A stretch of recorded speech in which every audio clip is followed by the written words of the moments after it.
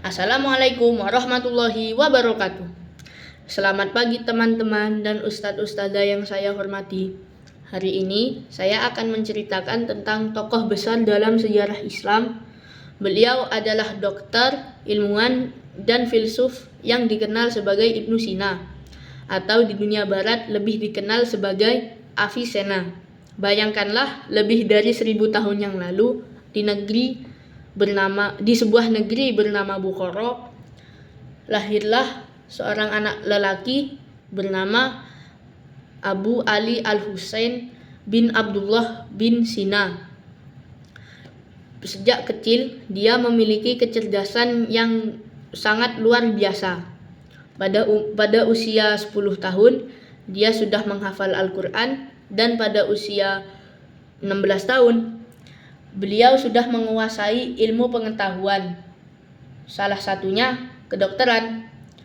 Suatu hari, seorang dokter istana yang kagum dengan kehebatan Ibnu Sina bertanya kepadanya, "Nak, bagaimana kamu bisa memahami ilmu kedokteran secepat ini?" Dengan rendah hati, Ibnu Sina menjawab, "Ilmu adalah cahaya bagi jiwa, dan aku ingin meneranginya." Ibnu Sina tidak hanya belajar, tapi juga mengobati banyak pasien. Bahkan ketika Sultan Nuh bin Mansur, Sultan Bukhara pada saat itu sakit dan semua dokter istana menyerah, istana memanggil Ibnu Sina. Dengan ketelitian dan kebijaksanaannya, Ibnu Sina berhasil menyembuhkan sang sultan. Sebagai hadiah, ia mendapat kesempatan untuk belajar di perpustakaan istana yang penuh dengan buku-buku ilmu pengetahuan. Namun, hidup Ibnu Sina tidak selalu mudah. Ia hidup di masa penuh peperangan dan harus pindah ke satu tempat ke tempat lain. Tapi apakah ia menyerah? Tentu tidak. Dalam perjalanan hidupnya, ia menulis lebih dari 450 buku.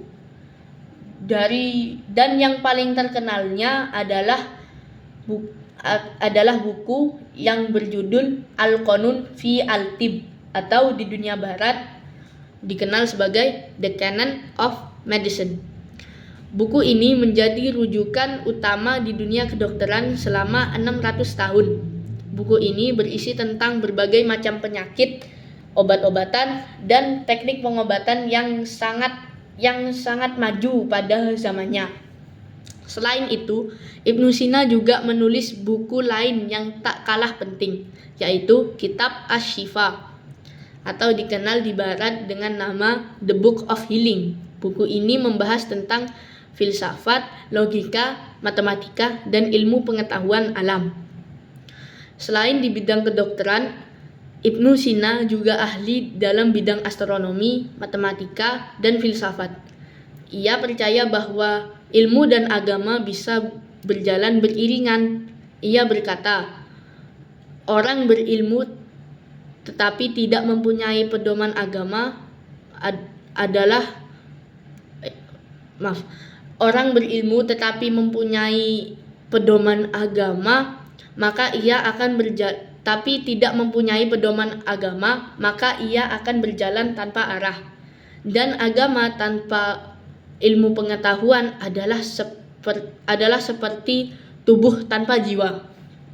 Namun, meski begitu hebatnya, ada masa di mana Ibnu Sina mengalami kesulitan yang besar.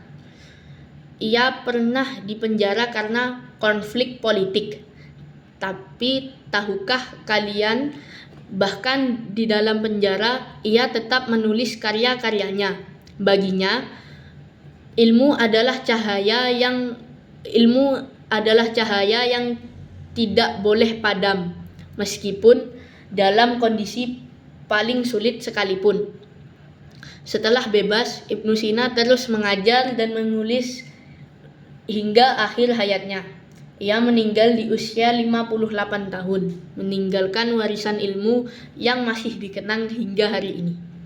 Ibnu Sina tidak hanya dikenal sebagai seorang dokter, tetapi sebagai seorang ilmuwan serba bisa. Ia menulis tentang anatomi manusia, psikologi, astronomi, musik, dan bahkan geologi. Banyak teorinya tentang kesehatan yang masih relevan hingga saat ini. Salah satu pemikirannya yang sangat maju adalah bahwa emosi dan kesehatan mental sangat berpengaruh pada kesehatan fisik manusia. Di masa itu, banyak orang percaya bahwa penyakit berasal dari roh jahat atau kutukan. Tetapi Ibnu Sina menjelaskan bahwa penyakit disebabkan oleh faktor biologis dan lingkungan, serta perlunya menjaga pola makan dan kebersihan untuk mencegah penyakit. Selain itu, Ibnu Sina juga memahami pentingnya uji coba dan observasi dalam dunia kedokteran. Ia tidak hanya membaca teori, tetapi juga mempraktikannya dan menguji berbagai metode pengobatan. Prinsip ini kemudian menjadi prinsip dasar dari ilmu kedokteran modern. Teman-teman, dari kisah Ibnu Sina, kita belajar bahwa ilmu adalah kunci kejayaan. Ia mengajar kita untuk tidak pernah berhenti mengajar. Ia mengajar kita untuk tidak pernah berhenti mengajar dan belajar, tidak mudah menyerah, dan selalu menggunakan ilmu untuk kebaikan manusia. Bayangkan seorang anak muda dari Bukhara yang tidak hanya menjadi dokter terbaik di zamannya, tetapi juga memberi pengaruh besar dalam dunia hingga hari ini. Jika Ibnu Sina bisa melakukannya, mengapa kita tidak? Jadi, marilah kita meneladani Ibnu Sina. Siapa tahu di antara kita ada yang menjadi ilmuwan besar di masa depan. Amin, Allahumma amin. Terima kasih atas waktunya. Assalamualaikum warahmatullahi wabarakatuh.